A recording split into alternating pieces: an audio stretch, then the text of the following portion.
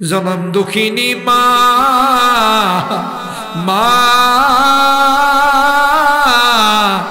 মা কত কষ্ট জানো আল্লাহ।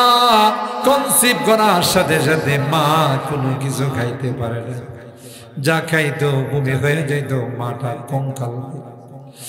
আস্তে আস্তে মার পেটে বড় হতে লাগলা, মার কলিজায় লাথি মেরে মা ব্যথায় হয়ে কখনো ব্যথায় কাতর হয়ে কখনো শুয়ে যায়, কখনো বসে যায়। পৃথিবীর কাউকে কোনোদিন বলে না।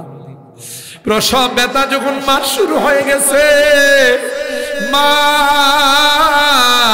সবার কাছ থেকে ফুন্দি বিদায় নেয় রে।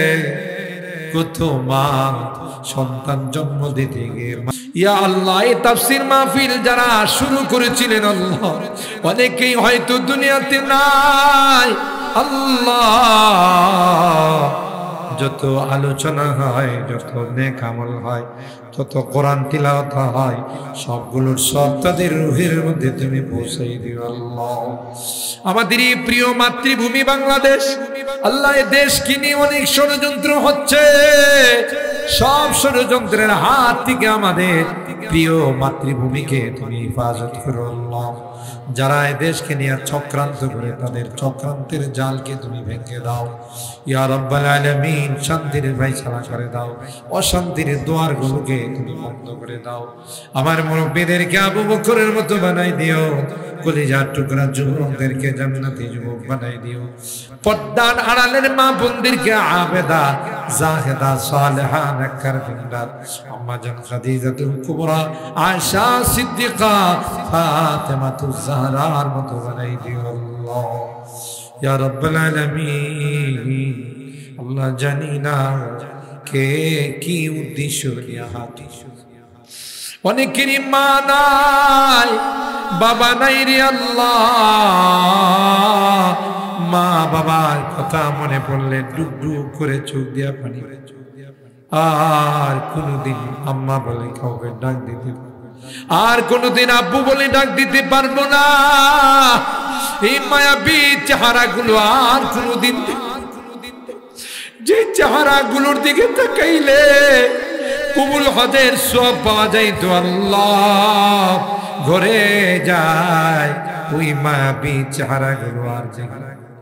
কত মায়া মমতা সোহাগ দি আল্লাহ কাঁধে কোলে নিয়ে বাবা মানুষ বানাই, নিজে খায় না, আমার জন্য খানার জনম দুঃখিনী মা মা মা কত কষ্ট জানো আল্লাহ। কনসিভ করার সাথে সাথে মা কোনো কিছু খাইতে পারে না, যা খাইতো বমি হয়ে যাইত, মাটা কঙ্কাল। আস্তে আস্তে মার পেটে বড় হতে লাগলা, মার কলিজায় লাথি মেরে মা ব্যথায় হয়ে কখনো ব্যথায় কাতর হয়ে কখনো শুয়ে যায়, কখনো বসে যায়। পৃথিবীর কাউকে কোনোদিন বলে না। প্রসব ব্যথা যখন মার শুরু হয়ে গেছে, মা সবার কাছ থেকে ফুন্দি বিদায় নেয় রে। কত মা সন্তান জন্ম দিতে গিয়ে মারা যায়। আমিও যদি মারা যায় রে, তোমরা কেউ আমার উপর দাবি নেই।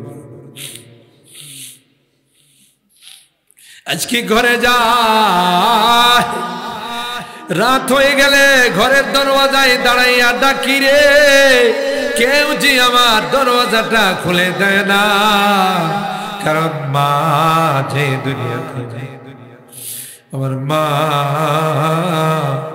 যখন দুনিয়াতে ছিল, যত রাত হয়ে গেছে ডাক দিতে দেরি হতো, মা দরওয়াজাটা খুলতে দেরি হতো। এ মা, এত রাত হয়ে গেল তুমি ঘুমাও না। মা ডাক দিয়া কয় আয়া। সবার চোখে ঘুম আসলেও আমি ঢুকিনি। বাড়ি থেকে বিদায় নিলে মা দরদ মাখা কথাগুলো দিয়ে বিদায় জানাইছে। যত দূর দেখা গেছে মা আমার দিকে তাকাইয়া তাকাইয়া কাঁদছে। শাড়িরা চুলটা দিয়ে চোখের পানিগুলো মুছছে। আজকে ঘুরে যায় ওই মায়াবী চেহারাগুলো আর দেখি।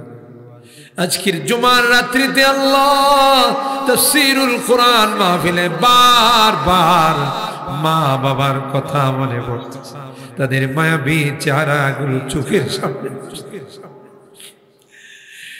গুনার কারণে যদি তোমার জাহান্নামের আসামি হয়ে থাকে, আমরা তোমার কাছে মাফ চাই, ক্ষমা চাই রে আল্লাহ। আমাদের মা বাবাকে মাফ করে দিও, আমাদের মা বাবাকে ক্ষমা করে দিও।